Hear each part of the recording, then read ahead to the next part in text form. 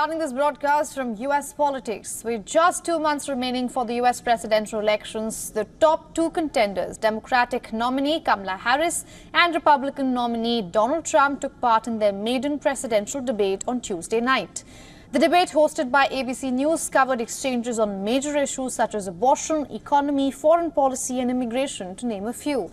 In the opening minutes, both rivals sought to claim the mantle of changing the country, which is something the Americans desire.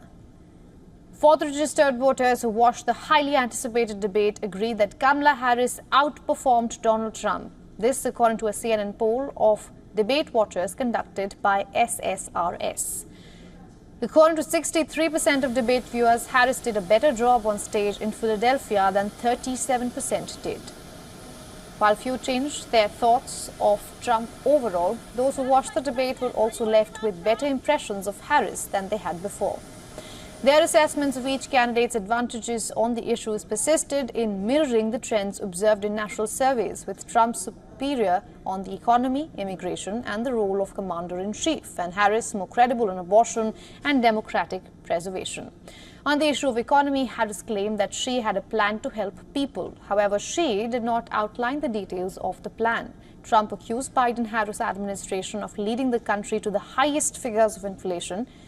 Trump said that the people of our country are absolutely dying with what they have done. They have destroyed the economy. The they referring to Biden and Harris. Their most intense exchange was on abortion, with Trump insisting that while having pushed for the end of the federal right to abortion, he wanted individual states to make their own policy. Harris hit back, saying Trump was telling a bunch of lies, and called his policies insulting to the women of America. At the conclusion of the night, debate viewers' perceptions of Harris were divided, with 44% expressing a negative opinion of her and 45% a positive one, an improvement from before the debate, when 39% of the same voters said that they viewed her favorably.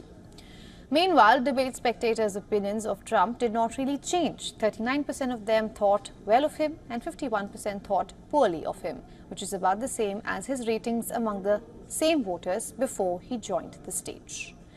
After the debate, the voters who watched the debate were divided over which candidate had a better understanding of the problems faced by the people, among which 44% supported Harris and 40% picked Trump.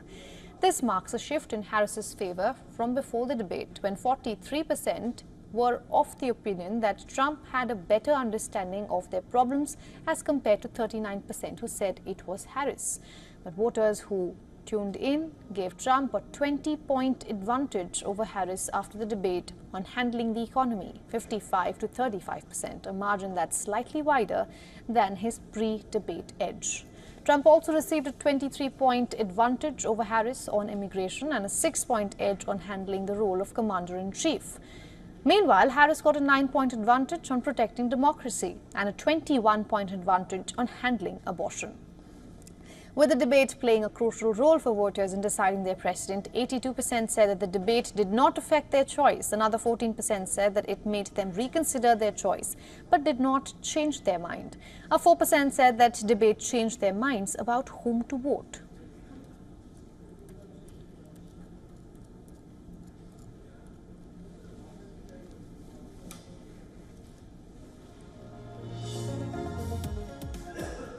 Our correspondent Susan Tehrani is joining us live from New York to get us some insights. Susan, before the debate, we had spoken about how the country is already split in two. Voters have made up their minds. But this election is not like other elections, and you have said that multiple times. Plus, Philadelphia was definitely very different than Atlanta. What are you picking on?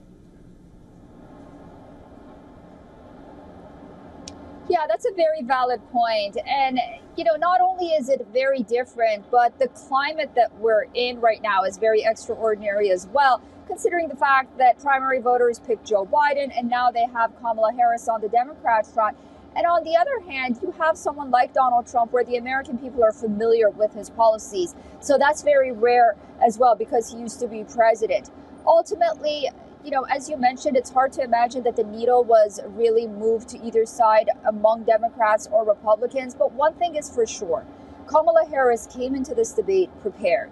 She did her homework, she prepared, and it showed. Now, whether or not it was scripted, whether it seemed like it was rehearsed, that's another subject. But Donald Trump just seemed unprepared, at least for this particular debate. Was it because he didn't prepare properly? Did he think that he's got it in the bag? So, while people are used to seeing Trump the way he is, a lot of Republicans are disappointed why he didn't take the opportunity to call out Harris on a lot of her policies and instead, sort of veered off on other issues.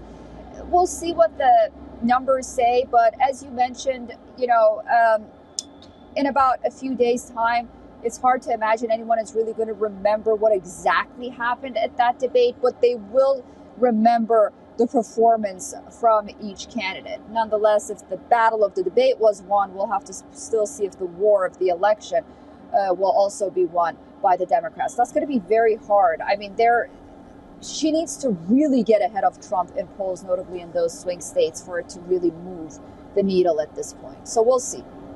Absolutely, Susan. And talking about that moving the needle, that's something we were hearing even before the debate.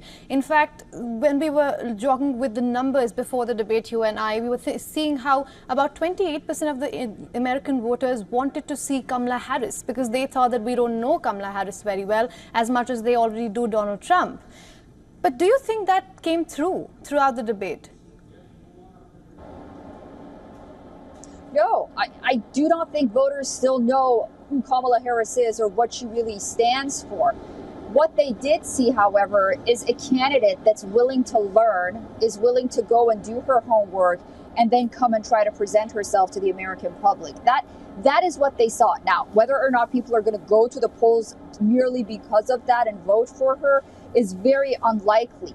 But ultimately, there is at least, because the bar was set so low. I mean, before that, it was Joe Biden who had a terrible debate with Trump. But because the expectations were so low, she exceeded those expectations, not necessarily because she outlined her policy, but because Donald Trump was just not his best. He didn't perform as well as he should. So she got the upper hand in this. We'll see on what merits voters will go to the polls for.